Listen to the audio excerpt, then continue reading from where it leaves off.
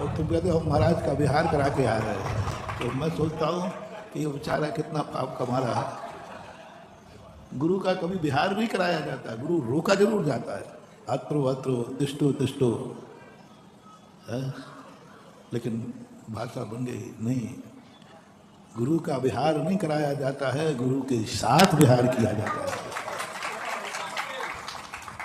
मैं संसारी क्या अनुभव करता है सम्यक दृष्टि, मैं संसारी प्राणी ग्रस्त होकर आज मेरे कितने भाग्य हैं कि मुनि महाराज मुनि बन के विहार कर रहे हैं, लेकिन आज मैंने उनके साथ में विहार किया है, ग्रस्त होकर के साथ में विहार किया है। जो विहार मुनि दशा में किया जाता था वह विहार गुरु कृपा से मैंने ग्रस्त अवस्था में करके आया हूँ। मैं ग्रस्त हूँ, लेकिन विहार की अनुभूति हो कि मैं विहार कर रहा हूँ गुरु के साथ में। गुरु की हर क्रिया, गुरु प्रवचन नहीं कर रहे हैं। तुमने पूछा गुरु महाराज क्या कर रहे हैं, तुमने कहा प्रवचन दे रहे हैं। यदि प्रवचन दे रहे हैं तो महानुभाव फिर तो तुम्हें टैक्स लगेगा, वेतन देना पड़ेगा। लेक्चर देता है प्रोफेसर, महाराज नहीं देते। क्या कहता है, थोड़ी सा पलटना है। सम्यक दृष्टि कहता है महाराज प्रवचन नहीं दे रहे हैं, वो कोई प्रोफेसर नहीं है, महाराज हमें प्रवचन सुना रहे हैं। दे रहे हैं और सुना रहे में अंतर है। दे रहे हैं तो तुम किसको दे रहे हैं, प्रवचन दे रहे हैं किसको दे रहे हैं पता नहीं। प्रवचन सुना रहे हैं इसका अर्थ है वो खुद सुन के आया है कि प्रवचन महाराज ने सुनाया है। महाराज मुझे प्रवचन सुना रहे हैं, उसमें मुझे लगाना पड़ेगा। महाराज मुझे प्रवचन सुना रहे हैं, बस यह प्रवचन तुम्हारा हो गया। और महाराज प्रवचन दे रहे हैं तो ये प्रवचन तुम्हारा नहीं, हमारा प्रवचन हमारे पास रह गया। मुझे सुना रहे हैं, सारंगपुर में सुना रहे हैं प्रवचन, सारंगपुर वालों को सुना रहे हैं। गुरु की हर चर्या हमें अपने खुद आत्मा की पर्याय बनाना है। आत्मा की पर्याय जब बनने लग जाती है फिर व्यक्ति न किसी के पीछे दौड़ता है न उसके पीछे कोई दौड़ता है, क्योंकि जब वह व्यक्ति एक बार उस वस्तु को पा जाता है तो सदा उसके साथ रहता है। फिर वो क्यों किसी के पीछे दौड़े। किसी के पीछे वही दौड़ता है जो अनाथ है, जिसके साथ कोई नहीं है वो किसी के पीछे दौड़ता है। और जो कोई डरता है, जो कोई ऐसी दूसरे की वस्तु रखे हुए है कि लोग उसके पीछे दौड़ते हैं। कोई तुम्हारा पीछा कर रहा है, इसका अर्थ है तुम्हारे पास कोई ऐसी वस्तु है जो तुम्हें नहीं रखना चाहिए। पुलिस तुम्हारा पीछा कर रही है, क्यों? डाकू पीछा कर रहा है, क्यों? कोई ना कोई तुम्हारे पास वस्तु है जो उसके लिए चाहिए। और इसी स्थिति को लेकर के जब धर्म आ जाता है वो कहता लीजिए मेरे पास तो क्या है, मैं किसी की वस्तु रखे नहीं हूँ और मुझे किसी की वस्तु चाहिए नहीं, क्योंकि मेरे पास जो है वो दुनिया में किसी के पास नहीं है, और जो मेरे पास है वो कोई मेरा ले नहीं सकता। जब कोई मेरी वस्तु ले नहीं सकता तो कोई मेरे पीछे क्यों दौड़ेगा। और जब मुझे किसी से कुछ चाहिए नहीं है तो मैं किसी के पीछे क्यों दौड़ूंगा।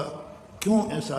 क्योंकि उसको कभी एहसास हो गया है कि मेरे पास वह शक्ति प्रकट हो गई है, जहाँ जहाँ मैं रहूँगा वहाँ वहाँ मेरी शक्ति रहेगी। बस ये अनुभूति होने का नाम ही है धर्म। इस अनुभूति का नाम ही है आत्मदर्शन, आत्म अनुभव। चैतन्य प्रभु आत्मा एक ऐसा है, चेतन को प्रभु बनाओ। चेतन तो अपने पास है ही, चेतन को प्रभु बनाओ। चेतनता तो अपन है, चीटी के पास भी है, सबके पास भी है, लेकिन चेतनता प्रभु बन जाए। और चेतनता प्रभु बनने का लक्षण क्या है? जब हमें किसी के पीछे ना दौड़ना पड़े, और कोई हमारे पीछे ना दौड़े, समझ लेना तुम्हारा चैतन्य प्रभु प्रकट हो गया है। भगवान आत्मा की शक्ति प्रकट हो गई। ऐसी शक्ति जिस आत्मा में प्रकट हो जाती है, वह व्यक्ति अपने आप में पूर्णता का अनुभव करता है। फिर वह उसी शक्ति के साथ रहता है। जहाँ धर्म है वहाँ मैं हूँ, जहाँ मैं हूँ वहाँ धर्म है। बस ये परिभाषा बनाना है। जहाँ धन है वहाँ तुम हो, ये कोई नियम नहीं है। और जहाँ तुम हो वहाँ धन हो, ये भी कोई नियम नहीं है। लेकिन दुनिया में एक शक्ति है, जहाँ धर्म है वहाँ धर्मात्मा है, और जहाँ धर्मात्मा है वहाँ धर्म है। दोनों अलग नहीं हो सकते। बस मेरा धर्म मेरे से अलग नहीं है और मैं धर्म से अलग नहीं हूँ। कोई दुनिया की ताकत मेरे धर्म को मेरे से अलग नहीं कर सकती। और कितना भी कोई लोभ देवे, मैं धर्म से अलग नहीं हो सकता। महान आत्माओं का क्यों स्थिति बन गई? मर्यादा पुरुषोत्तम राम क्यों अमर हो गए? क्यों सारा जगत उनका नाम लेता है? उनकी एक ही बात थी, मेरा धर्म मेरे से अलग कोई कर नहीं सकता। मेरा धर्म नहीं कर सकता। तुम कहो कि मैं राज्य छीन लूंगा, छीन लो, राज्य मेरा धर्म नहीं है। मेरा जो धर्म है उसे कोई नहीं छीन सकता। वो जंगल में भी रहेगा, वनवास में भी रहेगा, अयोध्या में है तब भी रहेगा। कैसे ऐसे छोड़ के चले जाते हैं? अरे व्यक्ति तो लाख रुपए के लिए मर जाता है, मार डालता है। थोड़े से धन दौलत के पीछे लोग मर जाते, भाई भाई को मार देते। थोड़े से कारण से बेटा बाप को प्रति भी आंख उठा देता है, हाथ उठा देता है, छोटी सी बात के लिए। थोड़ा सा धन दौलत में कमी आ जाए तो बेटा भी बाप पर आंख दिखा देता है, पापा, और कोर्ट में खड़ा कर दे तो ये भी कोई बड़ी बात, भाई भाई को कर देता। वे आत्माएं क्या थी जिनका पूरा राज्य छीन लिया, और जिस तरीके से निकाला है वो तरीका तो कोई दुश्मन भी नहीं करेगा। जिस तरीके से राम लक्ष्मण विदेही सीता निकली है, उनके जीवन का आधार तो देखो क्या है। किस राजकुमार, ज्येष्ठ राजकुमार, और निकालने का तरीका देखो।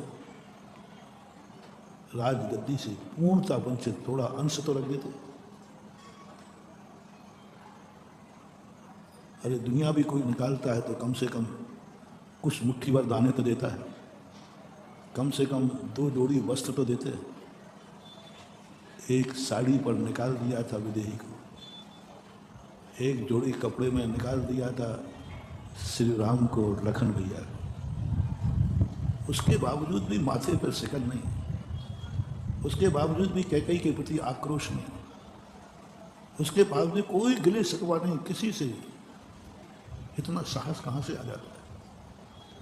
इतनी हिम्मत कहाँ से आ गई? कुछ भी नहीं। यानी थोड़ा भी ऐसे माथे पे शिकन आया हो, थोड़ा भय आया हो कि अब मेरा क्या होगा, अब मैं क्या करूँगा, विचार ही नहीं है।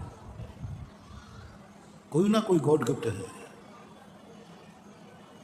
थोड़ा सा आप 1 मिनट को कल्पना करना कि ऐसी दशा कभी तुम्हारी जिंदगी में आवे, सब कुछ तुम्हारा होकर सबसे तुम्हें वंचित किया जाए। उस समय की कल्पना करो 1 मिनट के लिए, तुम्हारा क्या अनुभव होगा? सहन कर पाओगे? आंखों को रोक पाओगे? चेहरे पर मुस्कान ला पाओगे? क्यों नहीं ला पाओगे?